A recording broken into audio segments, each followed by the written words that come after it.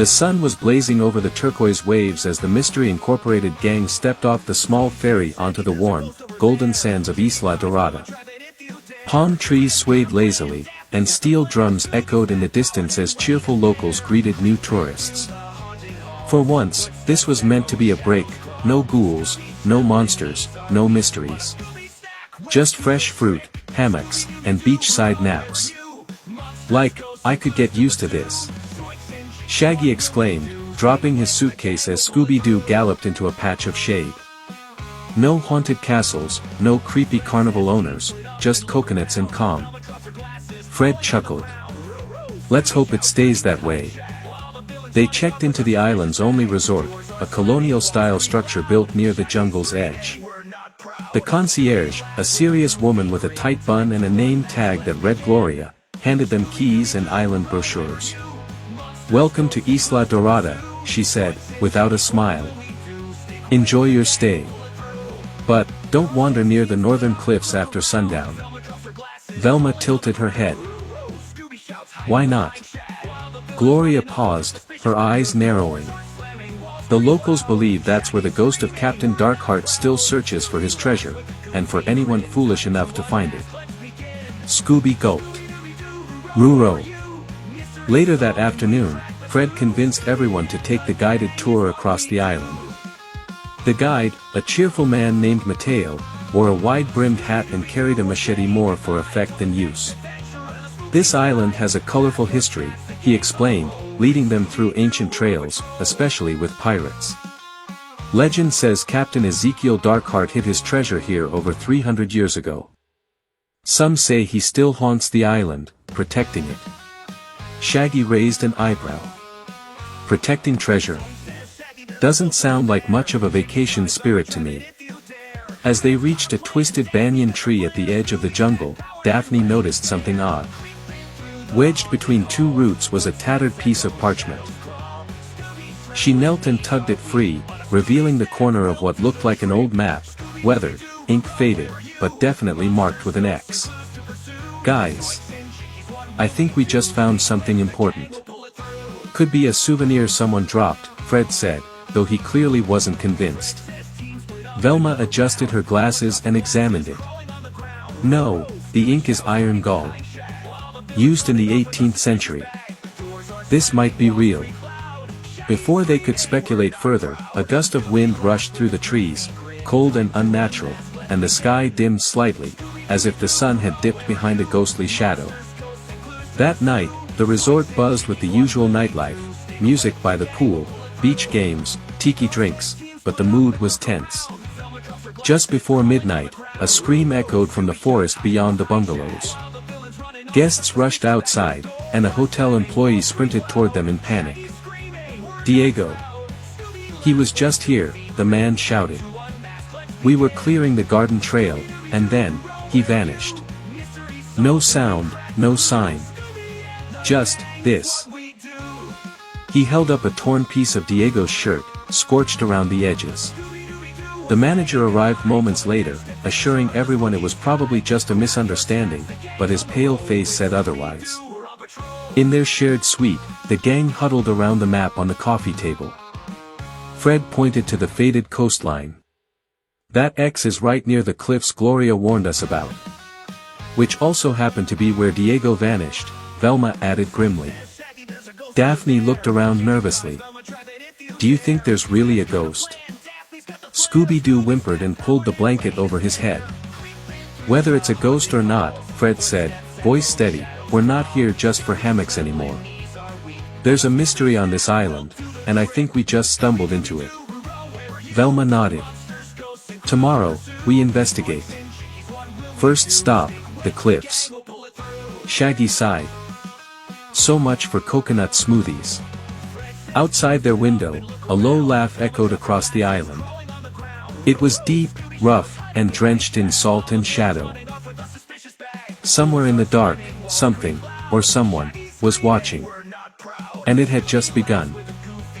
The sun had barely peeked over the horizon when the gang gathered around the strange note left at their door.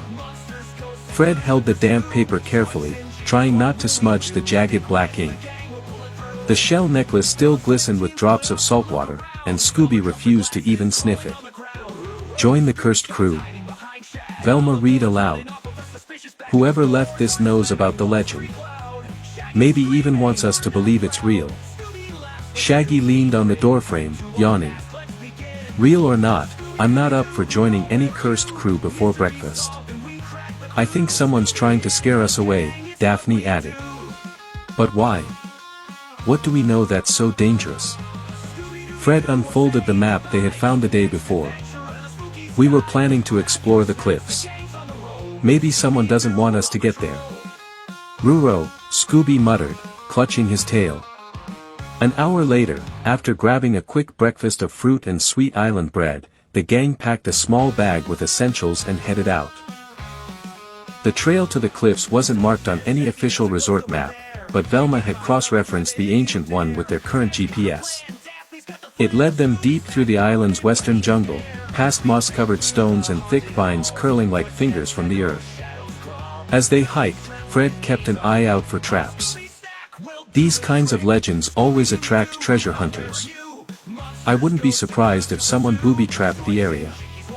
Like, that's why we brought you, fearless leader, Shaggy said, swatting away a mosquito.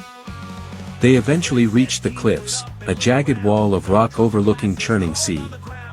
The air smelled of salt and something older, metallic, almost like rusted chains. On the far end of the cliff sat the decaying remains of a lookout tower, half swallowed by vines. Inside, they found carvings on the walls, drawings of a large ship with black sails, a heart pierced by a sword, and skeletal figures bound in chains. Scooby accidentally knocked over a pile of stones, revealing a trapdoor. Fred pried it open. Looks like a hidden passage. They descended into darkness, their flashlights illuminating stone steps slick with moss. At the bottom lay a tunnel leading into the cliff itself. Ancient wooden beams held up the ceiling, and the scent of rot grew stronger with every step. According to legend, Velma whispered, Captain Darkheart was betrayed by his own crew. They chained him in his own treasure room, sealing him inside forever. Like, someone needs better friends, Shaggy quipped, though his voice wavered. Suddenly, the tunnel rumbled, faint at first, then violently.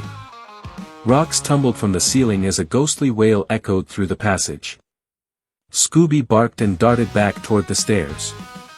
They scrambled out just as the tunnel collapsed behind them, sealing the path with rubble. When they caught their breath, Daphne pointed toward the edge of the cliff. Look! Far out at sea, barely visible through the morning mist, was the silhouette of a massive ship. Its sails were torn, black as night, and it drifted without wind. Fred lifted his binoculars. There's no crew. No anchor. And it wasn't there 5 minutes ago. It's the Crimson Widow, Velma said, voice hushed. Captain Darkheart's ship. Scooby whimpered. Rhea, roast ship. Back at the resort, panic had started to spread. 2 more tourists had vanished, an elderly couple from room 112. Their belongings were untouched, their room unlocked. Gloria, the stern concierge, was now visibly shaken.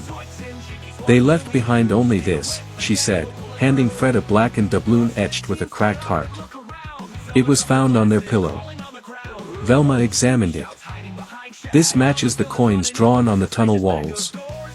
Someone's using pirate relics to create fear. But why? Fred took charge. We need to talk to locals. Somebody must know more about the ship, and if it's just a myth. Their search led them to Mateo, their guide, who reluctantly agreed to meet them after dark. In his hut by the beach, lit only by candlelight, he shared the truth. Captain Darkheart was real, he said, voice barely above a whisper. But his ship was sunk centuries ago during a storm. Every few decades, it returns, and every time, people vanish. Daphne leaned in. But why now? Mateo hesitated. There's a legend. When the heart-shaped compass is recovered, the ship rises. And the curse begins again. What compass? Fred asked. Mateo opened a drawer and pulled out a weathered compass, rusty, but unmistakably shaped like a heart. I found this last week while diving, he admitted. Since then, I've felt eyes watching me, and I started having dreams of drowning. You need to give that to us, Velma said firmly. It might be the key. Before Mateo could respond, a crash shook the hut. The candles went out. Scooby yelped. When they relit them, Mateo was gone. Vanished. Only the compass remained on the floor, spinning wildly. The sound of the ghostly bell echoed into the night, distant yet unmistakable. The gang stood frozen inside Mateo's hut, eyes locked on the spinning heart-shaped compass still lying on the floor. It vibrated faintly, as if pulled by an invisible force. Did anyone else hear that voice? Daphne whispered, goosebumps on her arms. Shaggy nodded quickly.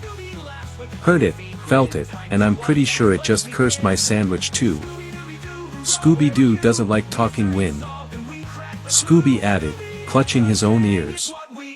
Velma knelt beside the compass. This is no ordinary relic. Something's reacting to it, maybe supernatural, maybe not. But we're in the middle of something ancient. Fred picked up the compass.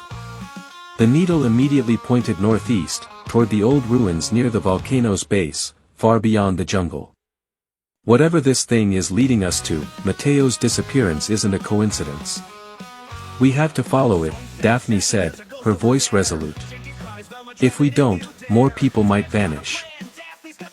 Before leaving, Velma swept the hut with her UV flashlight and found something, faint footprints, barefoot, leading out to the beach.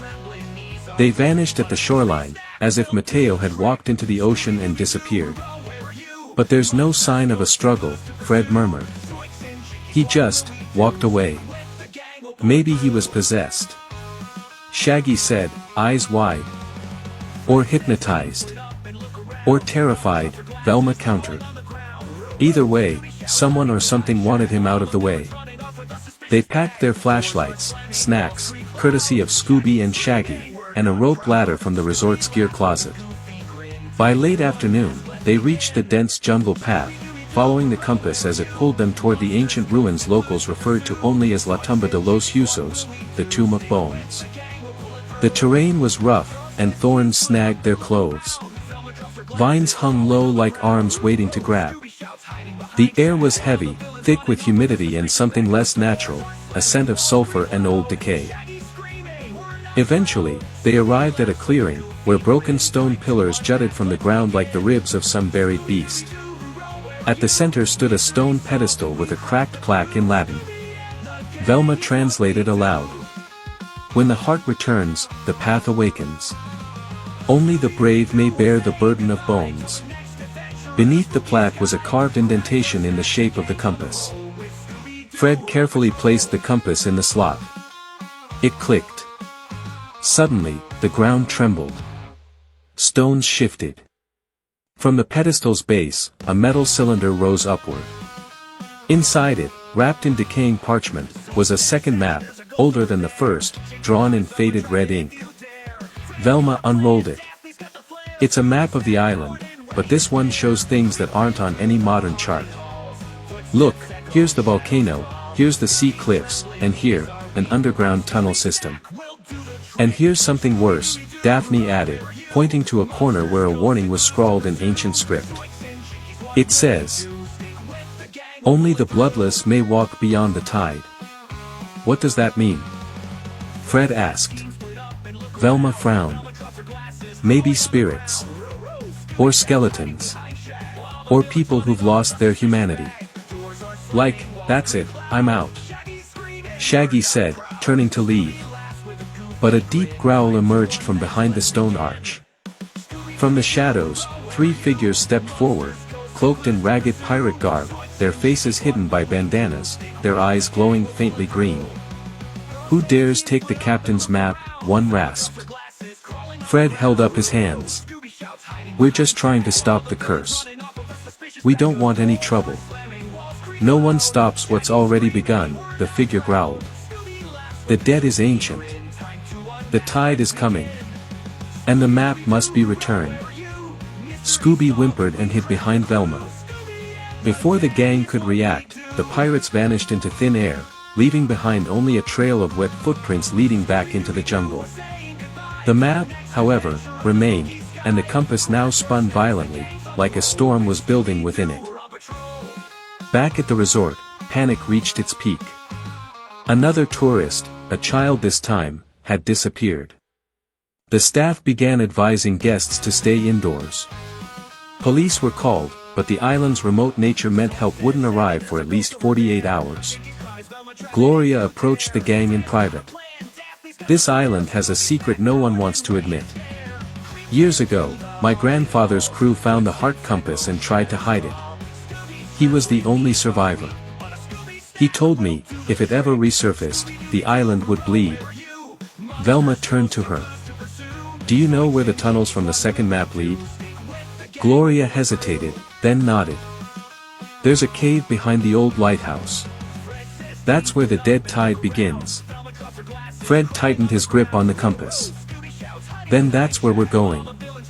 Later that night, under cover of darkness, the gang reached the cliffs by the lighthouse. Waves crashed violently below. The cave was barely visible, hidden behind jagged rocks, partially submerged by the high tide. Fred handed out waterproof flashlights. We'll have to wait for the tide to drop. Once it does, we move fast. As they waited, Scooby sniffed the air and suddenly growled. What is it, boy? Shaggy asked nervously. A shape loomed in the darkness, taller than a man, draped in rotting naval garments. Its skull gleamed beneath a tattered captain's hat. Around its neck, a chain of silver coins, and at its chest, a broken sword impaled through a carved heart. Captain Corazon Sombrio. He raised his skeletal hand, and pointed directly at Scooby. The moonlight fractured across the churning sea, painting eerie shadows across the entrance of the hidden cave. The wind howled through the cliffs, echoing the ghostly whisper that still hung in the gang's ears, the hound must pay, for the crimes of his blood. Scooby whimpered and buried his face in Shaggy's chest. Ruro, Rhymes. Rue my blood. Shaggy patted his back nervously. Don't worry, Scoob. I mean, it's not like your great-great-great-granddog stole pirate treasure or anything, right? Velma was already scanning the ancient map under her flashlight. According to this, the cave leads to a series of tunnels called La Garganta de los Condenados, the throat of the damned. It runs under the island and ends near the volcano. Fred glanced at the compass. It had stopped spinning and now pointed straight into the cave, its light glowing red. That's our path. The tide had dropped just enough to expose the cave mouth. The group climbed carefully across slippery rocks, entering the dark maw. Inside, it was cool and damp, the walls glistening with minerals and salt deposits. Seaweed clung to the ceilings like moldy curtains. They ventured deeper, flashlights sweeping across old shipwreck debris, rusted chains, shattered barrels, a broken mast. It was as if a ghost ship had been devoured by the island itself. Suddenly, a shriek echoed from behind. They all spun around. Nothing. Guys. I don't think we're alone in here, Daphne whispered. Moments later, their flashlights revealed a grotesque mural carved into the wall, dozens of skeletal dogs, chained to a mast, surrounding a ghostly figure with a blade through its chest, the unmistakable image of Captain Corazon Sombrio. Beneath it, a name etched in ancient Portuguese. Sentinelas de Maldacao, Guardios do Coração. Velma stepped closer. The hounds were guardians. Maybe Scooby is connected to them somehow. A descendant? Scooby gasped. Rue royalty. But why would the captain target Scooby? Fred asked. Daphne furrowed her brow. Maybe because the guardian bloodline was the only thing that could stop him. Before Velma could answer, the floor beneath them trembled. A mechanism triggered, the ground split, dropping Scooby and Shaggy into a trapdoor chute. Scooby! Shaggy! Fred shouted. The rest of the gang hurried to the edge, but it was too late, the two had vanished into darkness. Shaggy and Scooby tumbled into a pool of stagnant water, coughing and sputtering. Dim torches lit the chamber, ancient, flickering blue flames that seemed to burn without heat. The walls were covered in pirate runes and warnings. Like, "Where are we, Scoob?" Shaggy asked, trembling. "I feel like we just dropped into the captain's stomach." Scooby sniffed the air. "Rotten, gold." In the far corner of the room stood a raised altar of bones, and atop it, the real treasure chest. Ornate, sealed by 4 rusted locks and bound with thick silver chains, it pulsed faintly with crimson light. Shaggy approached it nervously. Should we not touch that?" But the compass, which Scooby had somehow clung to during the fall, began glowing violently in his paw. The locks snapped open one by one, as if recognizing his presence. Ruro! With a final click, the chest creaked open, but instead of gold or jewels, it held a single scroll and a dagger made of obsidian and bone. As Scooby reached for the scroll, a booming voice filled the chamber. "The curse is tied to the bloodline. The final seal may only be broken by the hound. Choose, and the sea shall judge." The cave shook again. Seawater rushed into the chamber. Scooby grabbed the scroll, Shaggy the dagger, and they ran toward an iron grate, just as it opened above them. Fred, Daphne, and Velma had found a way in through an upper tunnel. "Come on!" Fred shouted. They pulled the duo up just as the chamber flooded. Behind them, the treasure chest was consumed by water, and vanished. Back in a dry passage, Velma unrolled the scroll. It was written in blood-red ink and bore a terrifying prophecy. On the final moon, the hound must face the blade. Or the island shall drown beneath the captain's shade. Daphne's voice trembled. "Does that mean Scooby has to be sacrificed?" "No way!" Shaggy snapped. "We're not letting any evil pirate ghost take my best pal." "Wait," Velma said, scanning the scroll again.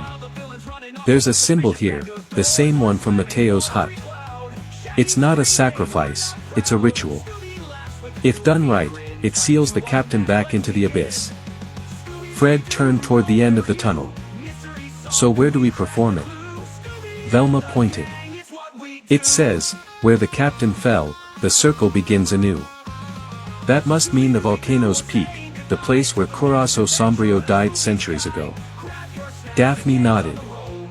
"Then that's where we go." But before they could move, a shadow stepped into the tunnel. It was Mateo. Soaking wet. Eyes glowing faint green. His voice echoed, hollow and otherworldly. "You're too late, the tide has risen." He collapsed. And behind him, stood Captain Corazon Sombrio. Darkness wrapped around the gang like a suffocating cloak. The last echo of the ghost captain's voice faded, but the terror it left behind lingered in their bones. Only the soft crackle of Velma's failing flashlight broke the silence. Daphne held Mateo's motionless body. "He's alive, but barely." Fred knelt beside them. He was possessed. The captain's spirit must have been using him to lure us. Velma examined Mateo's eyes, which still shimmered faintly green. "There's something left of the possession, maybe even a message." She adjusted the lenses on her flashlight and shined it directly into Mateo's pupils. Strange symbols reflected back, runes etched into the iris itself. "It's a map," she gasped. "Not just any map. It leads to the volcano's summit." Scooby groaned. "Roo, do we have to go to the scary lava place?" Shaggy clutched Scooby tightly. "Like, buddy, I'm with you. But if that scroll was right, we've only got until the final moon rises. And look." He pointed up through a crack in the cave ceiling. The sky had turned blood red, the moon already climbing, full and ominous. Fred stood, rallying the group. "We go now. Mateo stays here, it's too dangerous." With one final glance at their fallen ally, the gang pressed on. They moved through the winding tunnels, lit now only by Scooby's glowing compass and the occasional ghostly flicker along the walls. Hours later, at the edge of the volcano, they emerged at a ridge where molten rock bubbled far below. A black stone platform jutted from the edge, carved with the same runes seen in the scroll. Surrounding it were 6 hollowed posts, once torches, and a 7th, holding a rusted ceremonial blade. Daphne read the inscription aloud. Only the hound may awaken the blade. Only the heart may bind the shadow. Velma stepped forward. This ritual, it's not just symbolic. It's literal. The captain's soul is tied to this place. If Scooby completes the ritual, it seals the portal he's trying to reopen. But what if he fails? Shaggy asked. Like, what if he can't finish it? Fred answered grimly. Then Corazon Sombrio returns in full power, and the island sinks with us on it. Scooby's legs trembled as he stepped onto the platform.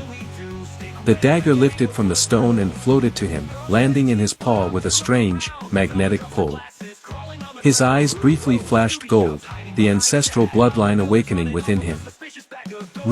Rookie, he whispered. The platform lit with fiery lines, forming a circle, pulsating faster as the moon reached its peak.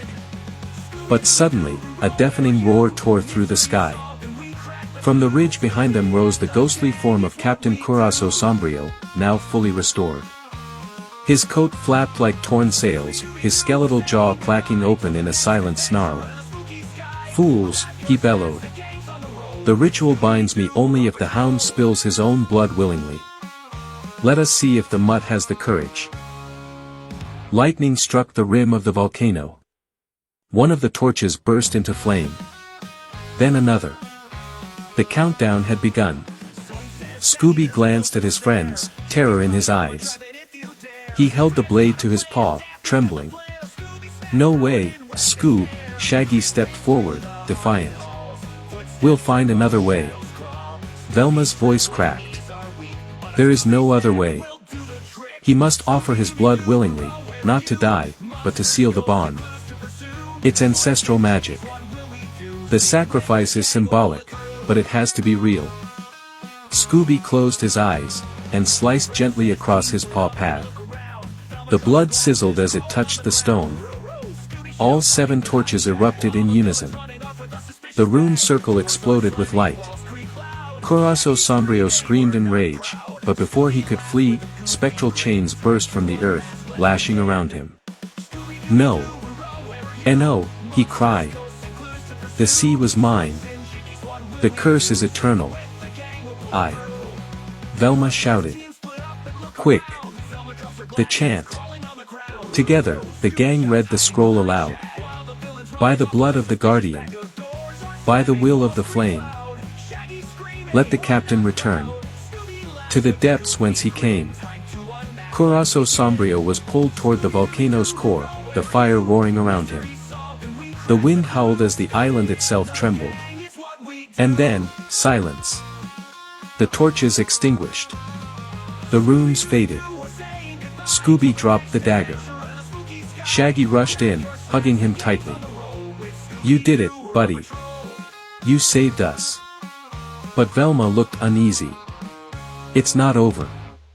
The scroll had one last line, but it was faded. She held it to the light. A final sentence began to appear in black ink. The curse is sealed, but the shadow remains.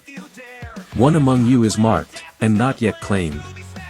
The wind picked up again. Fred looked at the group. Marked? What does that mean? Daphne gasped. Where's Mateo? Velma's face went pale. He never left the possession. We thought we escaped the curse. A sound echoed from the cave mouth behind them. Heavy, dragging footsteps. Mateo stood there, eyes glowing, but now not green. They were burning red. The air was thick with dread as Mateo advanced toward them, his steps slow and deliberate. The once vibrant eyes of their friend now glowed a deep, menacing red. His voice, tainted by the ghostly echoes of Captain Curaçao Sombrio, sent a chill down the gang's spine. "He's no longer Mateo," Velma whispered, her voice trembling. "The curse, it didn't end. It's transferred." Shaggy clung to Scooby, his face pale. "Like, is he still in there? I mean, is Mateo lost?" Fred stepped forward, his usual confidence faltering. "No time to figure that out now. If the curse transferred to him, that means the captain's spirit is still alive inside him. We need to stop it, before it's too late." Daphne's eyes locked on Mateo's, now a shell of the person they once knew. The pirate ghost's influence was undeniable, and she could see it in the way his posture had changed, rigid, predatory. He reached out, and the temperature dropped, as if the air around them was drawn into his presence. "You think you've won?" Mateo's voice was a mix of his own and the eerie rasp of the captain's. "I am the master now. The island is mine, again." Velma shook her head, backing away. "No. We can still stop it. There's more to the scroll. There has to be." But it was too late. The volcano rumbled again, and a shadow stretched over the group. The ground cracked beneath their feet, and the once stable platform they stood on began to shift and sink into the lava below. "Run!" Fred shouted. The gang scrambled toward the edge of the platform, but the cursed Mateo, now fully possessed, lunged for them. A burst of ethereal energy shot from his hands, knocking Scooby and Shaggy off their feet. Velma gasped, and Daphne rushed to pull them back to safety. "We can't outrun him," Daphne cried.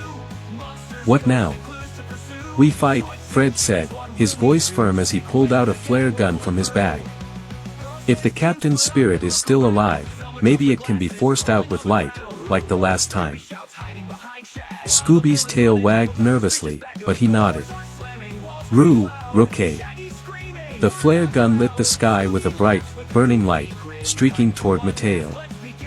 For a split second, he faltered, the light seemingly burning away some of the ghostly presence that controlled him. But it wasn't enough. His eyes flashed brighter than ever, the spirit of the captain fighting back. "No." Mateo growled, "You think you can trap me in this mortal form? I am eternal." Suddenly, the voice of the captain grew louder, more powerful. The ground trembled beneath them, and the skies grew darker as storm clouds began to swirl above the island, mirroring the chaos that had gripped the volcano.